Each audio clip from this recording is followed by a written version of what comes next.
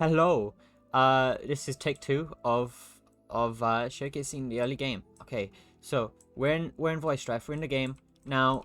We picked up some items. We picked up a crossfire, which is just a pistol, and then we picked up the Gauss rifle, which is like a semi-automatic, just your standard rifle, right? Okay, so as we can see, from the top right here, it is level 1, and one of the unique twists in this game is that instead of having a skill tree, oh yeah, I forgot to mention, game's kind of like an RPG, kind of.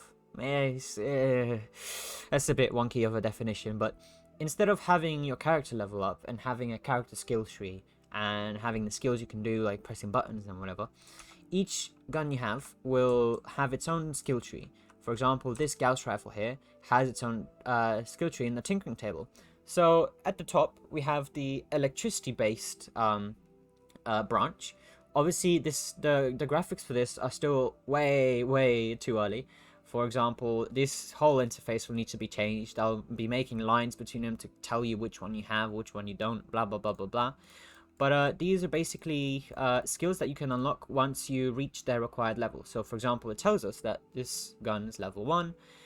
This unlocks at 5, 10, 15, 15, 7, 10, 17, 15, blah blah blah blah blah blah blah. But the point of these skill trees is that each weapon can be played a multitude of ways. For example, if you wanted, I don't know, let's say like a heck ton of AoE, you'd probably, with this gun at least, you'd go with the electric path, which is basically just, okay, let's go through the skills. Pellets, but they shock on hit. Shocking on hit means that they get slowed down a bit and also take damage. Then we have a chain reaction, which is a lightning ball. It's pretty cool, and it's a ball that shoots lightning. I think that's pretty self-explanatory, right? Then we have Tesla Trap, which basically is like a wave that expands outwards and damages people and shocks them. And then Shoot a Stationary, so basically just leaving a landmine but exploding after a certain time. And then we also have this Thunderstruck, which creates a wave on yourself when you're shooting. But on the other hand, we have the multi-projectile path for this one. So for example, this one has, instead of 1 bullet, 2 bullets in its burst. So it goes pow pow, pow pow, you know. Yeah, and then we have just a normal skill, increases critical chance. I think this is temporary. I'm probably going to change this at some point. But yeah, next one is that it deals more damage towards bosses. So this gun would be nice to have with bosses. Then explosive payload, it explodes on impact. I think that's self-explanatory. And then also this one makes it so that its bullets now bounce off the walls instead of just exploding or just hitting the wall.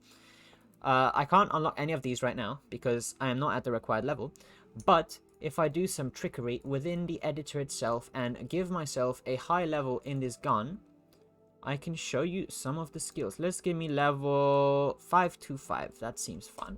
Okay, so let's show you the magnetic balance. I don't have... Well, that's broken. What? Sorry? Sorry? Sorry? Sorry? Sorry? What? Sorry guys, we're experiencing some technical difficulties. I'll be right back. Oh, I'm back. Wait, am I recording? Yes, I am. Okay, I am back. I fixed the issue. It was a very silly issue indeed.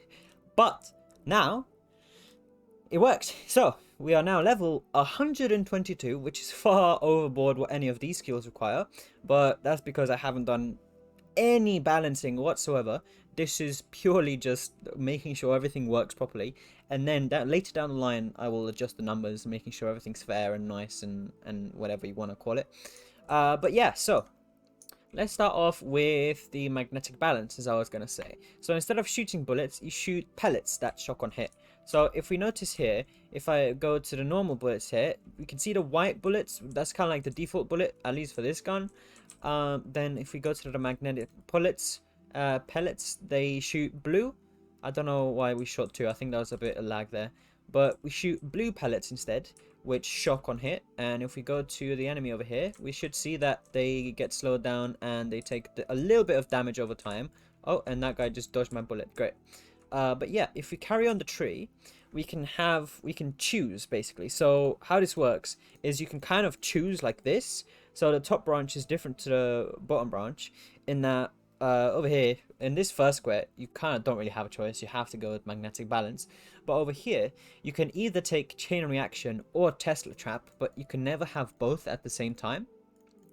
So let's see what chain reaction does. Chance on attack to shoot a lightning ball. Well, we all know how much I love balls. Oh, there was one. There was a ball. And there was another one. Can we get another one? Can we get another one? Come on, give me another one. There's no enemies around here. Yep, there we go. Another one. Oh yeah, that was an ability. I'll come back to that in a minute because that's also a pretty core mechanic. Then we have the Tesla trap, which is the shockwave on impact. And you can see simple so far, but it damages and shocks enemies in its whole range. So this gun is now no longer just you have to tap to hit, but now you have to kind of hit around and you'll still hit. And you can also obviously hit more than one enemy with this. If we go to the next part of the tree, there is the misdirection. So this is the landmine bit where you leave the landmines and they start exploding after a certain amount of time. But a cool strategy is if you can manage to get everything in one go, if an enemy walks past, they trigger all of them at the same time, getting all the damage. So this ability is a bit strong, maybe a bit busted, I'm not exactly sure yet. Then the last one is just a massive Tesla trap pretty much on yourself when you shoot. And it's really nice to get you out of sticky situations. Before we go to the second tree, I want to make something clear. There is recoil, so you will have to slightly manage that. It's different for every gun because every gun will have a slightly different projectile speed, because that's how the recoil is calculated, using the projectile speed. And let's actually go on to this ability. So what this ability does is it's a dash pretty much, but instead of dashing towards where you're moving, you're instead dashing towards where your mouse is looking. So you kind of still have to aim, and you can't stop it unless the dash has finished itself. So I can't just like, oh, stop, I want to cancel. If you accidentally dash into a tricky situation, then that's on you, and you should have thought about that a bit more. And I'm also thinking of making it only available once you kill an enemy.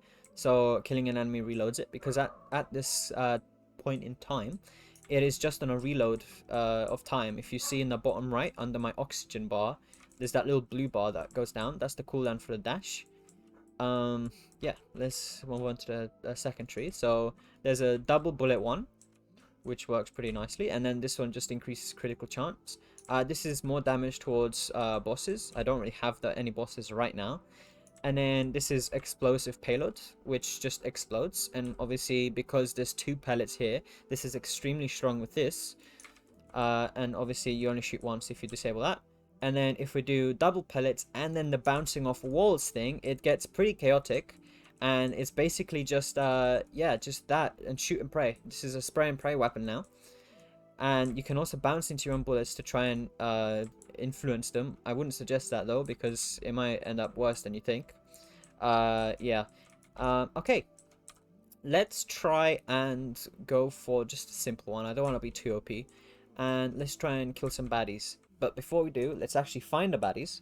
Because if we go to Sarah, she'll give us a little quest line, and we'll need to follow it to actually find any enemies to fight. So if you go there, oh, I might not have much ammo, but it's fine. So if we interact with her, blah blah blah, Payne Jones stealing supplies, blah blah blah blah blah blah. A placeholder story so far. Don't worry about that. It's just Payne Jones, bad guy, stealing stuff. Also, before we go, there is a mechanic that I'm not sure exactly how it's going to end up, but there is hacking, kind of. So if we do help, we can see all of the available commands. Now there's a scan, there's an inject, which is how we kind of hack. So if we scan, we can see that on port 5456, there's a SQL thing. So if we do inject 5456, then it comes up with a unscramble word, meaning aim. And then if you unscramble it correctly, computer security is fully disabled. Now if you go back up here, we can see that one of the commands is list. Now this is a really cool, I feel, mechanic, because it allows me to hide things kind of in plain sight. So you might walk past a computer and just not really mind it, but there might be some important information here, or it could lead to a cool location or whatever. So if we do list, and if we read gauntlet.txt, we can see here we've discovered a new location. Yeah, the notification thing does need to be moved, but hey, it's early. And we got a notification. So if you look on the map, we can see that a new notification or a location has just been found over here in this funky little moon. Oh yeah, I forgot to mention the actual map. This is the map. I feel one of my goals is to have to not overcomplicate things too much and have one location roughly per planet. So for example, this moon here has Noodle Central, which is where Sarah just sent us to go. We'll go there in a minute. Right now we're at the Dominion Center, and this Crucible is on this moon over here.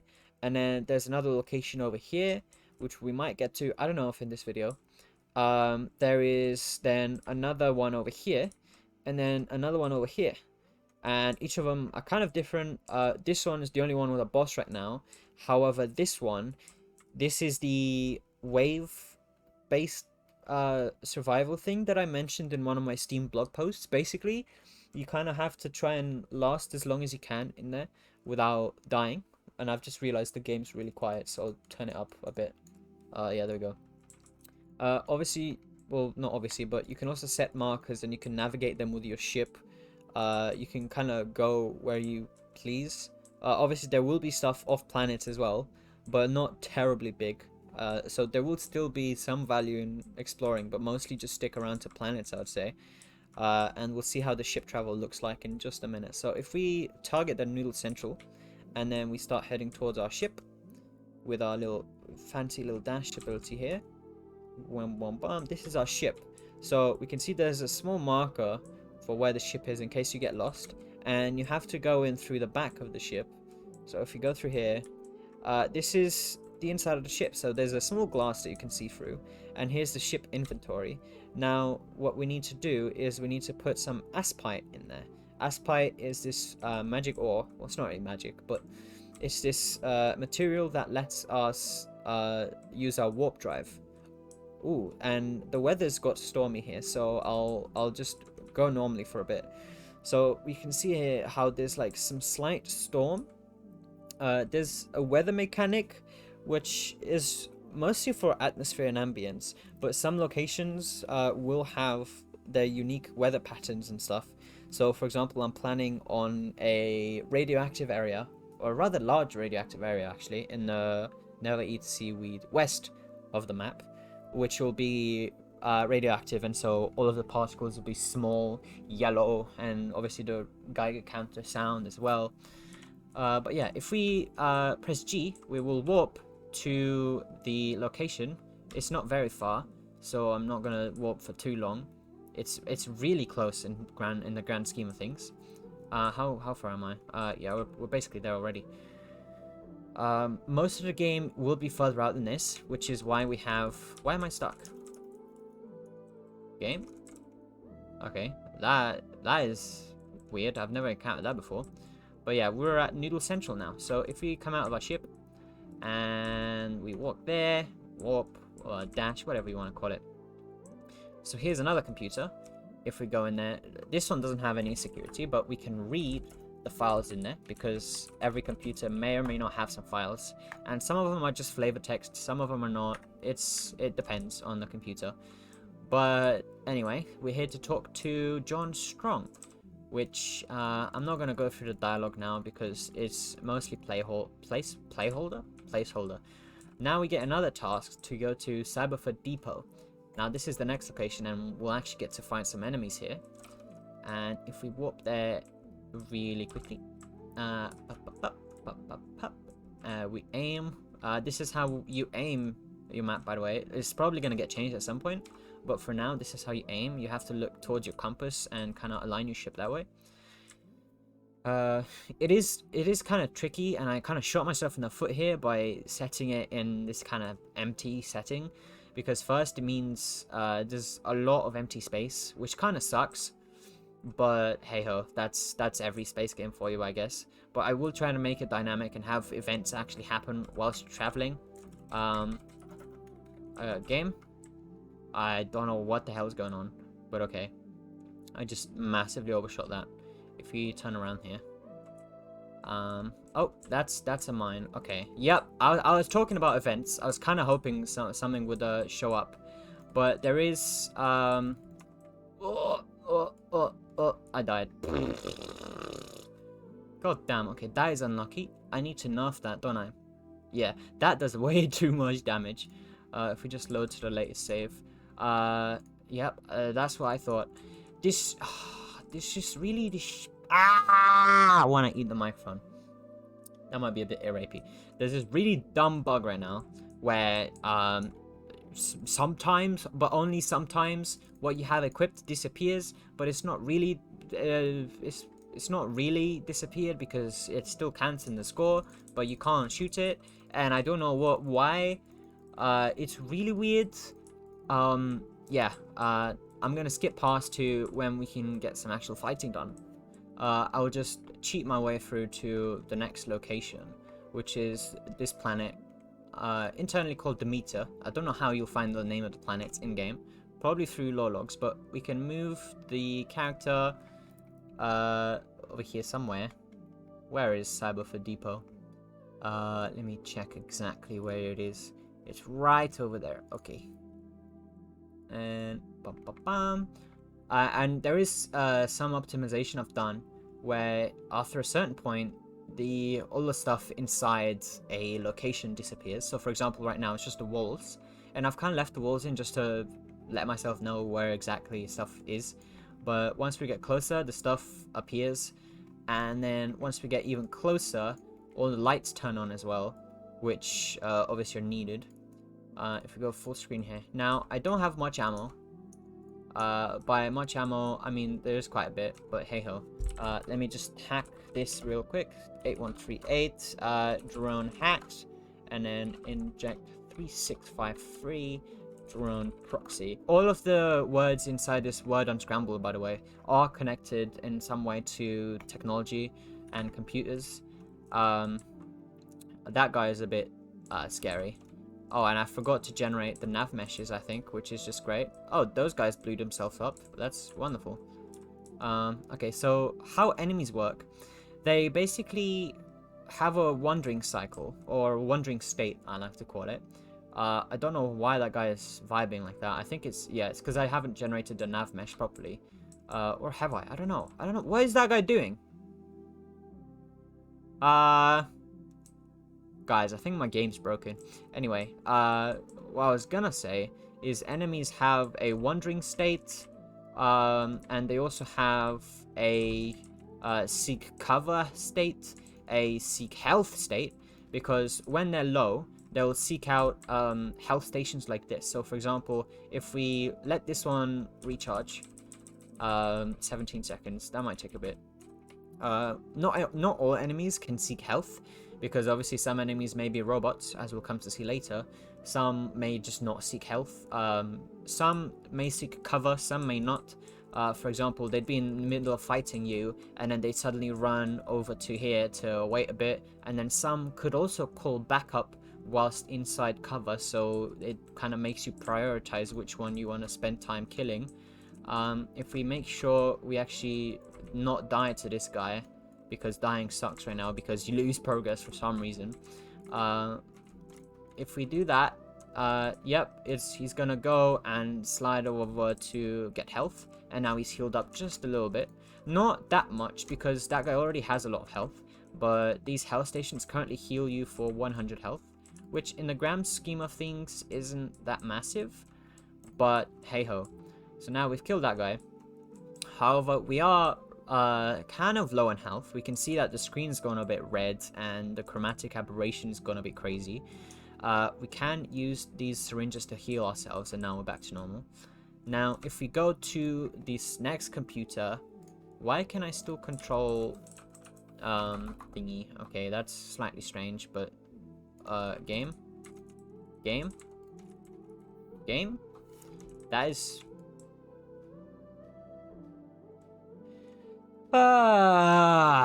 okay, well, yeah, okay. I'm just gonna ignore that, guys. My game's perfectly not got any bugs. What do you mean? Bytes virus, inject 9251, and then pulse drone. List, read fantasia.txt, read armory.txt. Again, all of this is flavor text so far. Blah blah blah. Shipment 53. Shipment 53 may be slightly out there. I am planning on making the quests and stories and lore kind of whack. So get ready for that. But yeah, here we have discovered two new what should I call it? Two new locations. So we found the Oswald's Armory, which is just an armory that has a bunch of guns, which I'm probably gonna want if I'm gonna try and tackle on this final boss. Oh, and I didn't find the Crucible. We'll need to go back and unlock the location for that.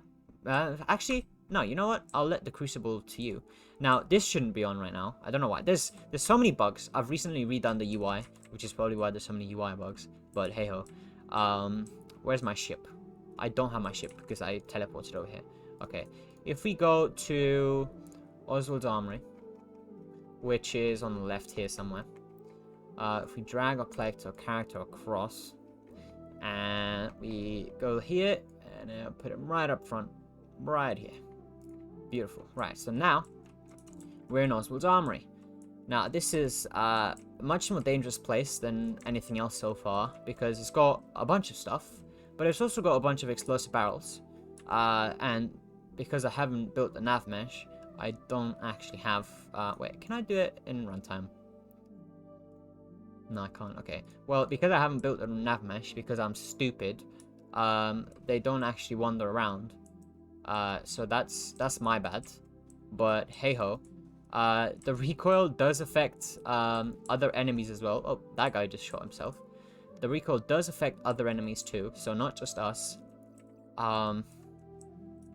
So the drones are really light because obviously they're drones that they need to fly, so they get affected the most.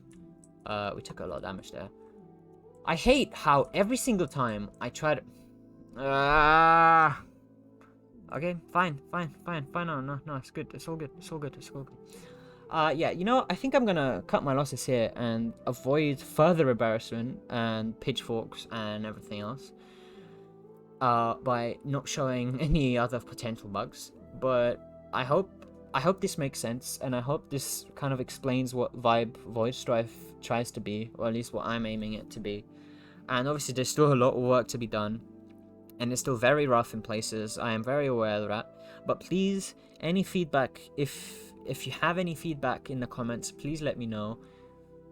I will also put a link to my Discord down in the description. And also please wishlist the game on Steam. That will really help me out. And also like, subscribe, all that jazz, please. I'm begging.